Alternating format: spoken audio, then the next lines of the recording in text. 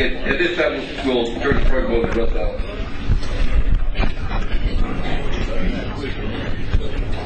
Hey everybody, before we get started, I just want to thank those of you that complimented me on my pretty red shirt that I'm wearing today. Scooter, we got a good looking one too. Thanks. And just to let you know, after the club program, I'm going to write Independence Bowl on the back of it. You can have it for $1,000. That seems to be the going rate for Georgia shirts.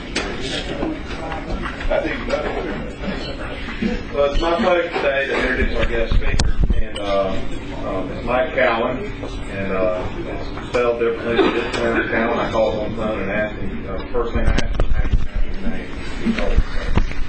At this time, I want to ask Andrew to come up and give us particulars about Mike's background. Please give a warm Exchange Club welcome to Andrew and then to Mike.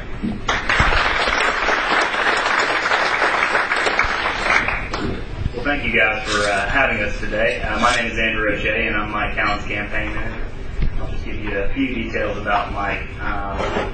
Mike is a man who has always felt a calling, and a calling to serve. And most recently, he's been a Baptist pastor for many years, has served in the state house for 6 years, but most recently has felt the calling to run for Congress.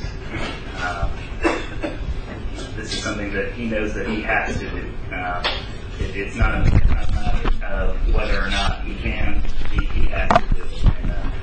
And, today he's going to talk to you a little bit about his faith and his path that he's traveled from being a Baptist pastor to politics. So without any further ado, I will introduce Mike Keown, the Republican nominee for the 2nd Congressional District.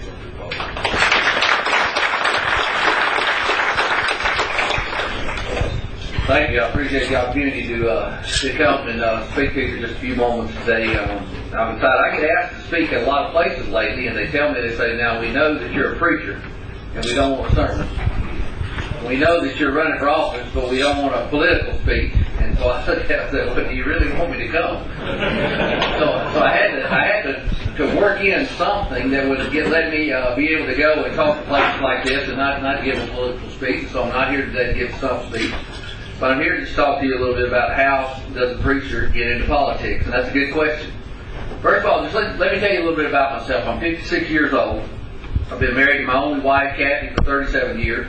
I have 2 sons, both of them are married, and we have 3 grandchildren. Those are the greatest things in all the world. Grandkids are the joy of, I think, every grandparent's heart.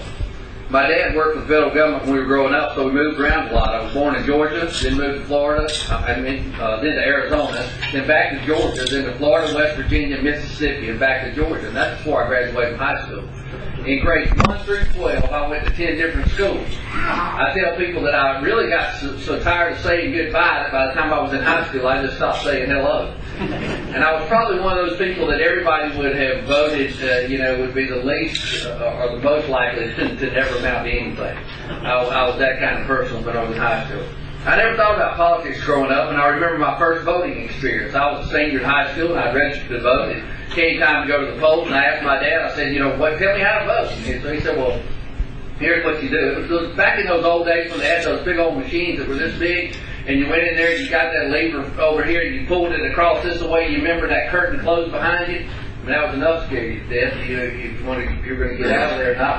But it was those with old flip levers, and my dad said, don't worry about anything. Boy said, we're Democrats, we've been Democrats, we always going to be Democrats. Just go in there and there's one lever up at the top. You flip that one lever, it'll flip all the Democratic levers, and that's all you need to worry about. So I went in there and I did this exactly like my daddy told me. I pulled that lever, the curtain closed, I reached up there and I flipped that Democratic lever, I voted. And I got out, and that was my first voting experience. The last time I did that, by the way. In 1983, I moved to Coolidge, Georgia, to be the pastor of Coolidge Baptist Church. Now, Coolidge is between Moultrie and Thomasville, population about 400 or 500. In 1986, one of the deacons of that church came up and said, Mike, we want you to run for mayor of the city of Coolidge. I said, I don't know. The church is not a big church by any means, but it is one of the biggest churches in town. And I said, I don't know about being the pastor of the church, about being the mayor. He said, well, I tell you what. He said, just put your name on the list. You might not win anyway, but just at least sign up. And he said, in fact, he knew I was a poor preacher and had small kids at home.